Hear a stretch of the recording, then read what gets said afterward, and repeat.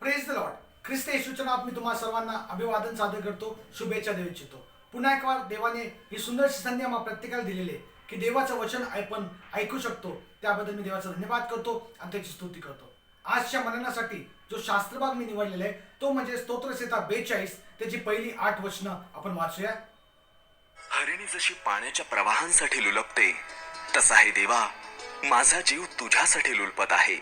माझा जीव देवासाठी, जिवंत देवासाठी तान्हेला झाला आहे.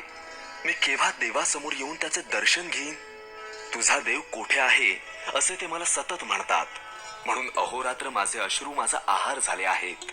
लोकसमुदाय सण पाळी तेव्हा त्याच्या मेळ्याबरोबर मी कसा चाले? आणि आनंदोत्सव व देवस्तवन यांचा गजर चालला असता देवाच्या घराकडे त्याला मी कसा मिरवित नेईन? हे आठवून माझ्या जीवाचे पाणी पाणी होते. हे माझ्या जीवा, तू का खिन्न झालास? तू आतल्या आत का तळमळत आहेस? देवाची आशा धर, तो मला दर्शन देऊन माझा उद्धार करीतो, म्हणून मी त्याचे पुनरपी गुणगान गाईन. हे माझ्या देवा, माझा जीव आतल्या आत खिन्न झाला आहे. म्हणून यार्देनेच्या व हर्मोनाच्या प्रदेशात व मिसहाराच्या डोंगराजवळ मी तुझे स्मरण करीतो. तुझ्या धबधब्यांच्या आवाजाने जणू काय लोंढा लोंढ्याला बोलावित आहे. तुझ्या सर्व लाटा व कल्लोळ माझ्यावरून गेले आहेत. तरी परमेश्वर दिवसा आपले वात्सल्य प्रगट करी. मी रात्री त्याचे गीत, माझ्या जीवनदात्या देवाची प्रार्थना गात राहीन. आमेन. या ठिकाणी पाहतो की स्तोत्रसंहिता 42 मध्ये सुंदररित्या जो लेखक आहे तो आपली अंतःकरणातली व्यथा त्या ठिकाणी प्रगट करत आहे. देवाच्या वचनाकडे जाण्यापूर्वी एक गोष्ट मी तुम्हाला सांगू इच्छितो. एक तरुण मुलगा होता, त्याला नुकतंच आपलं ड्रायव्हिंग लायसन्स मिळालं होतं आणि ज्यावेळेस त्याला ते ड्रायव्हिंग लायसन्स मिळालं तो आपल्या घरी आला आणि घरी आल्यानंतर आपल्या वडिलांना जाऊन तो भेटला आणि तो म्हटला की गाडी चालवणार कधी याच्याविषयी मला तुमच्यासाठी बोलायचे. त्यास त्याचे वडील जे देवाचे सेवक होते त्यांनी त्यांना आपल्या खोलीमध्ये घेऊन गेले आणि त्या खोलीमध्ये गेल्यानंतर त्याचे वडील त्याला म्हणले, मी तुझ्याबरोबर एक डील करतो. ते डील असं आहे की जर तू आपल्या अभ्यासामध्ये चांगले मार्क मिळवले, त्याच नंतर तू पवित्र शास्त्राचा अभ्यास केला आणि जे केस तुझे वाढलेले ते कापले, तर आपण कार चालवण्याविषयी बोलणार आहोत किंवा आपण नंतर त्या कार चालवण्याविषयी बोलू. मग एक महिना लोटल्यानंतर तो पुन्हा एकदा आपल्या वडिलांकडे आला आणि तो म्हटला की मला पुन्हा एक वार तुमच्याशी चर्चा करायची गाडी चालवण्याविषयी. त्यास त्याचे वडील पुन्हा एक वार त्याला आपल्या खोलीमध्ये घेऊन गेले आणि खोलीमध्ये घेऊन गेल्यानंतर त्याच्या मुलाला ते म्हटले, मुला मला तुझ्याविषयी अभिमान वाटतो, आनंद वाटतो की तू अभ्यास करून चांगले मार्क मिळवलेत. त्याच प्रकारे पवित्र शास्त्राचा सुद्धा तो अभ्यास करते. पण तिसरी गोष्ट जी मी तुला करायला सांगितली होती ते म्हणजे तुझे केस कापणे, ते तू केलेले नाहीयेत.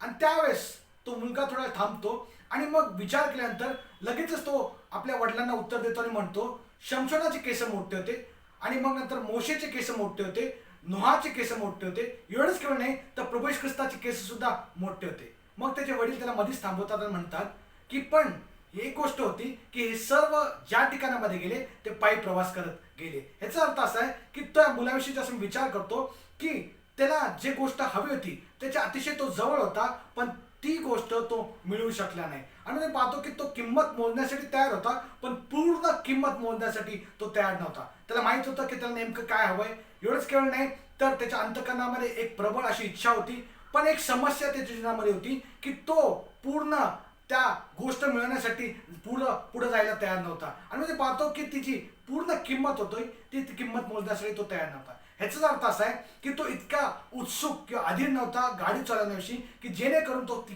पूर्ण किंमत मोजू शकत होता. आजही मी ख्रिस्ती विश्वासणाऱ्यांविषयी विचार केला तर त्यांच्या जीवनामध्ये सुद्धा मला पाहायला मिळतं की ते लोक देवासाठी इतके उत्सुक, अधीर किंवा डेस्परेट नाहीये. आणि मग आम्ही पाहतो की ज्या काही गोष्टी त्यांना मिळतील देवापासून ते साईड बाय साईड मिळाले तरी त्यांना चालतील असं त्यांना वाटतं. आणि मग पाहतो की जर आम्ही चांगले ख्रिस्ती विश्वासाविषयी विचार केला तर ते काही किंमत मोजायला तयार आहेत किंवा काही वेळ देवाबरोबर चालायला तयार आहेत, पण पुढं जायला ते तयार नाहीत. आणि मग पाहतो की ते आता देवाच्या स्पर्शासाठी, त्याच प्रकारे त्याचं मुख न्यायसाठी डेस्परेट नाहीये किंवा उत्सुक नाही, अधीर नाहीये.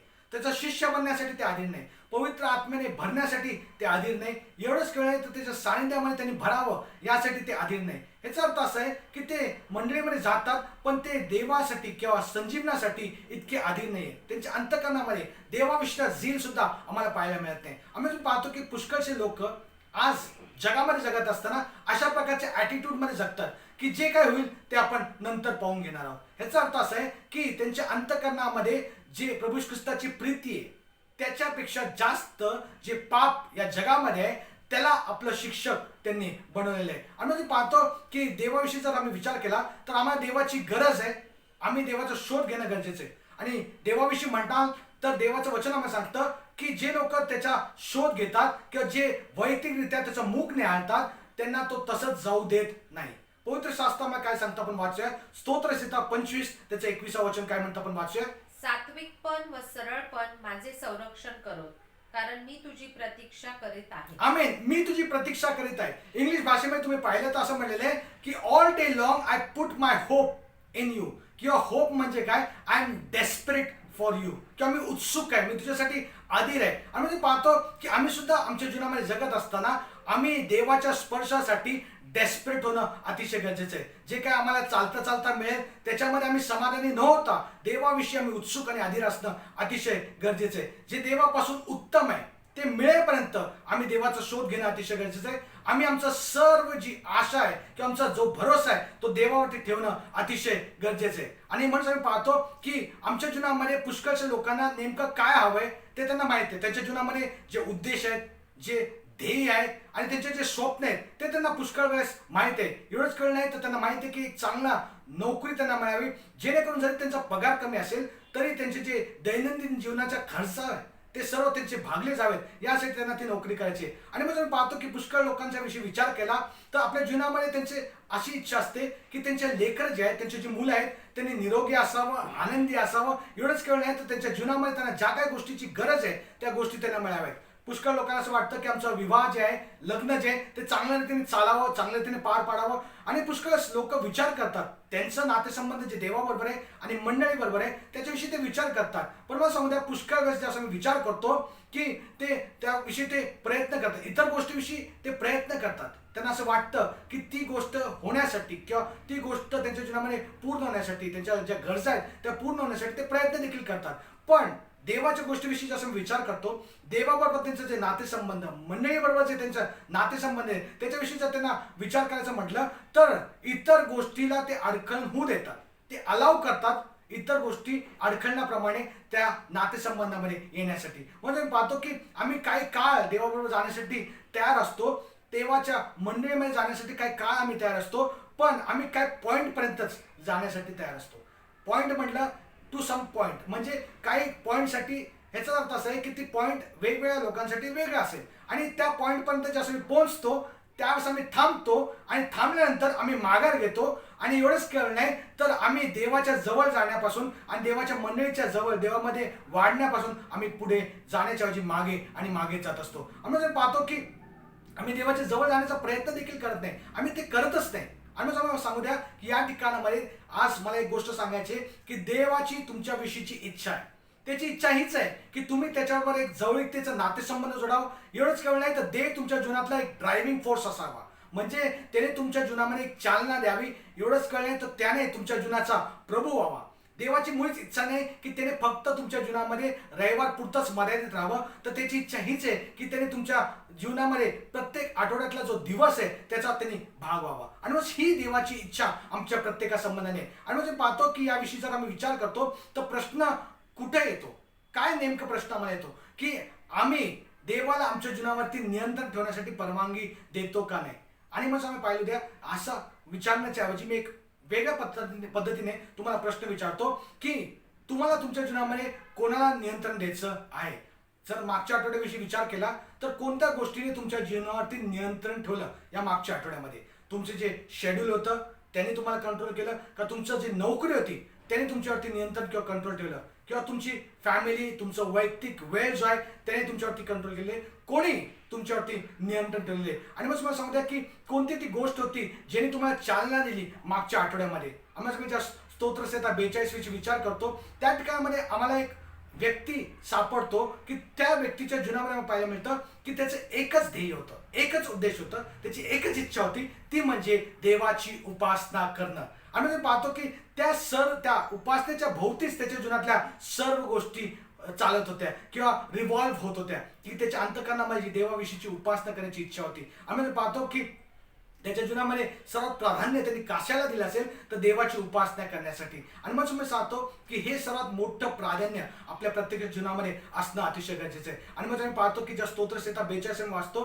त्या ठिकाणामध्ये जसं मी वाचतो तसं मला कळतं की त्याच्या जीवनामध्ये जी परिस्थिती होती ती काही चांगली नव्हती.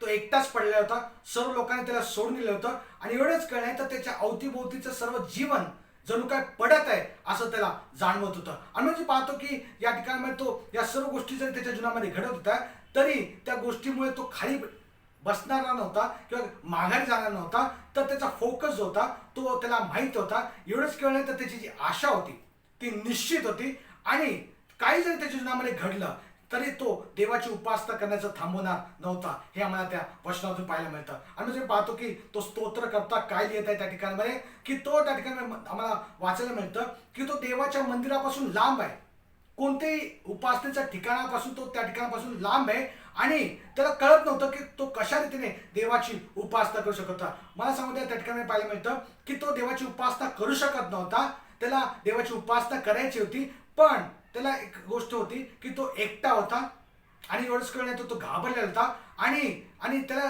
कळत होतं की तो इथून पुढे जाऊ शकत नव्हता. त्याला देवाची उपासना करायची होती पण कशी देवाची उपासना करावी हे त्याला कळत नव्हतं. आणि म्हणजे पाहतो की अशा प्रकारची जे भावना आहेत त्या भावनातून आम्ही प्रत्येकजण जात असतो. आणि म्हणजे मी या प्रश्नाला आम्ही प्रत्येकजण तोंड देत असतो. आणि म्हणजे मी ज्यावेळेस विचार करतो या ठिकाणामध्ये की पुष्कळ आम्ही आमच्या जीवनामध्ये जगत असताना आमच्या एकटेपणाला आम्हाला जे वाईट वाटत आहे, आम्ही वेगळे पडलेलो आहोत, आम्ही एकटे पडलेलो आहोत, एवढंच कळलं तर सर्वांनी आम्हाला टाकून दिलेलं आहे, याच्याविषयी आम्ही इतका विचार करतो की जणू काय त्या विचारांमध्ये गेल्या कारणाने आमचा जो फोकस देवापासून कुठेतरी दूर निघून जातो. म्हणजे मला सांगू द्या की जरी आमच्या जीवनामध्ये अशा प्रकारच्या त्रासातून आम्ही जात असलो तरी आम्ही आमचा फोकस देवावर ठेवणं अतिशय गरजेचं आहे. आणि म्हणजे पाहतो की ज्यावेळेस असं गोष्टी घडतात आणि त्यावेळेस आम्हाला एक गोष्ट पाहायला मिळते की ज्यावेळेस आमच्या जीवनामधली परिस्थिती अशी कठीण होते त्यावेळेस आम्ही डेस्परेट होतो आणि आम्हाला कोणत्या प्रकारची आशा आमच्या अंतःकरणामध्ये उरलेली नसते. आणि मग आम्हाला पाहायला वाटतं, आम्हाला कधी कधी वाटायला लागतं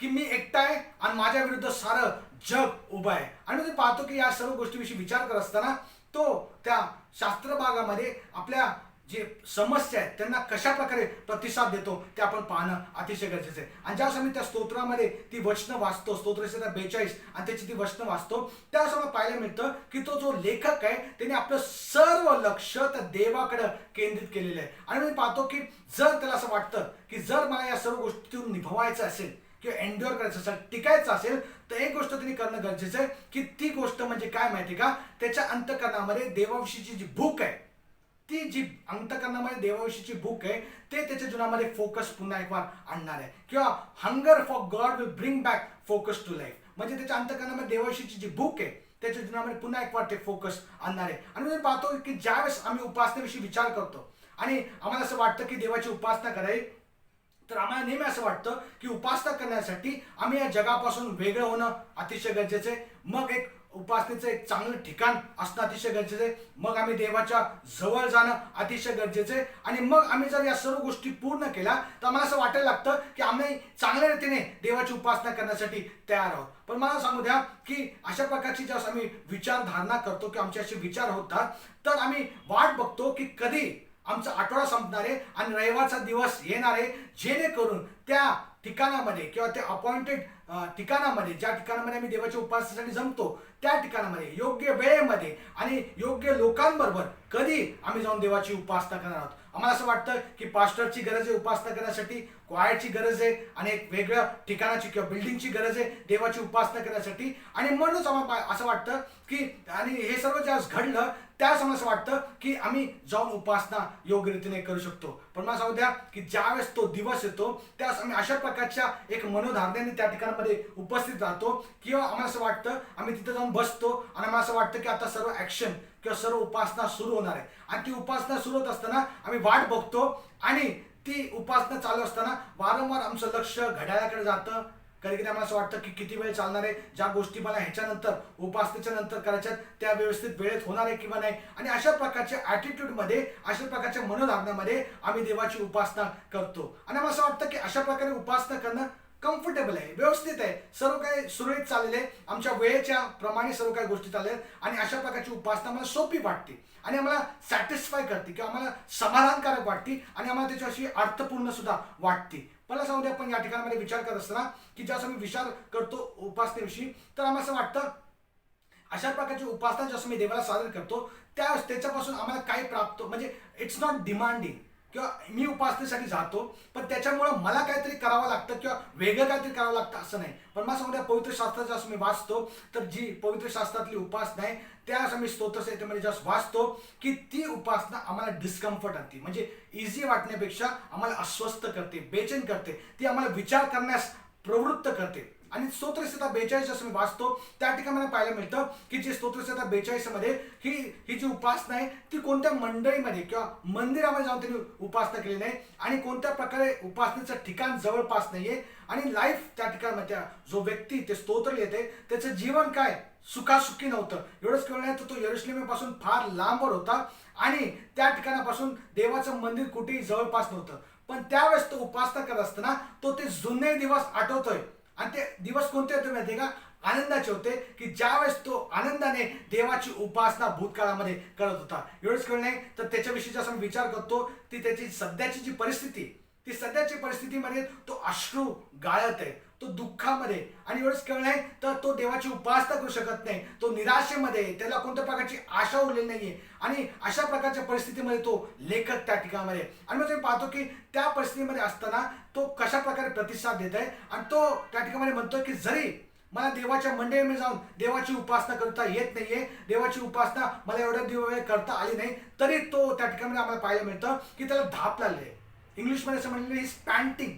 तो त्या ठिकाणी त्याला शुष्कतेचा अनुभव घडत आहे आणि तो त्या ठिकाणामध्ये अशा प्रकारचं एक खोलवटचं एक आम्ही पाहतो त्याच्या अंतःकरणामध्ये भूक आहे देवाची उपासना करण्याविषयी. आणि मी स्तोत्र करता जसं पाहतो की तो त्या ठिकाणामध्ये त्याला धाप श्वास घेण्यासाठी लागलेला नाहीये किंवा त्याला ताण लागलेली आहे, पाण्याची नाहीये, भूक लागलेली आहे, जेवणाची नाहीये, तर तो त्या ठिकाणामध्ये रडत आहे, तो आक्रोश करत आहे. पण ते आक्रोश कशासाठी माहिती आहे का, की एका गोष्टीविषयी ते आक्रोश आहे की तो म्हणजे त्याला देवाची उपासना करता येत नाहीये आणि त्याच्याविषयी तो दुःख त्या ठिकाणी प्रगट करत आहे, त्याच्याविषयी तो त्या ठिकाणामध्ये रडत आहे की त्याला देवाची उपासना करता येत नाही. आणि मला सांगू द्या, हीच उपासना खऱ्या अर्थाने उपासना आहे. मला सांगू द्या की उपासना worship that takes place when we focus on one need, a need for God. म्हणजे ज्या उपासनाविषयी आम्ही बोलतो त्यास उपासना त्यावेळेस होते की ज्यास आमची एकच गरज असते, ती म्हणजे आम्हाला देवाची गरज आहे.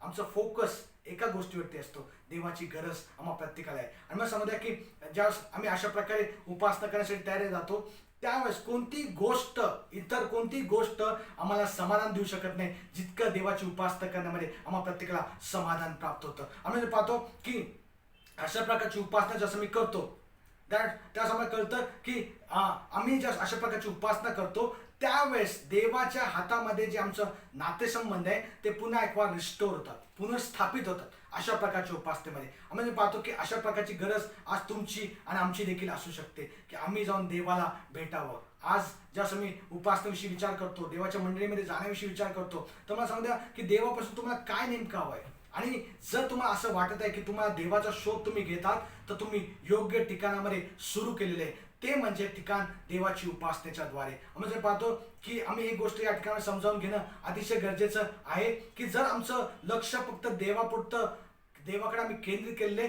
तर पुरेसं नाहीये, तर मला सांगू द्या देवावर आम्ही आमचं फोकस ठेवणं अतिशय गरजेचं आहे. आणि आम्हाला एक गोष्ट कळणं गरजेचं आहे की आमचं समाधानाचं स्रोत, आमचं सॅटिस्फॅक्शन स्रोत जे आहे ते देवाशिवाय कोणीच नाहीये. आम्ही स्तोत्र करता ज्यावेळेस मी वाचतो या ठिकाणामध्ये, तो या ठिकाणामध्ये सांगत आहे की त्याला कोणत्या प्रकारची आशा उरलेली नाहीये. म्हणजे जगातील लोकांपासून जे उत्तर मिळतं किंवा सोल्युशन मिळतात त्याच्यावरती त्याला कोणत्या प्रकारे आशा उरलेली नाहीये किंवा त्याला असं वाटत नाही की जगातील सोल्युशनने त्याला जे मिळवायचंय ते तो मिळू शकणार आहे. पण त्याला एक गोष्ट कळते की मी माझा सेंटर ऑफ फोकस देवावरती ठेवणं अतिशय गरजेचं आहे. तो त्याच्या जीवनाचा स्रोत आहे हे त्याला समजतं. आणि मग आम्हाला पाहायला मिळतं की तो त्या ठिकाणी सांगत आहे की देव असा आहे की ज्या देवाची आम्ही उपासना करणं अतिशय गरजेचं आहे. मला सांगू द्या, आमच्या सुद्धा जीवनामध्ये ज्यावेळेस आम्ही अशा प्रकारच्या परिस्थितीतून आम्ही जात असतो, ज्यावेळेस आम्हाला असं वाटायला लागतं की परिस्थिती आमच्या बरोबरची नाही आहे किंवा आम्हाला योग्यतेची नाही आहे, आम्ही निराशेमध्ये असतो, दुःखामध्ये असतो,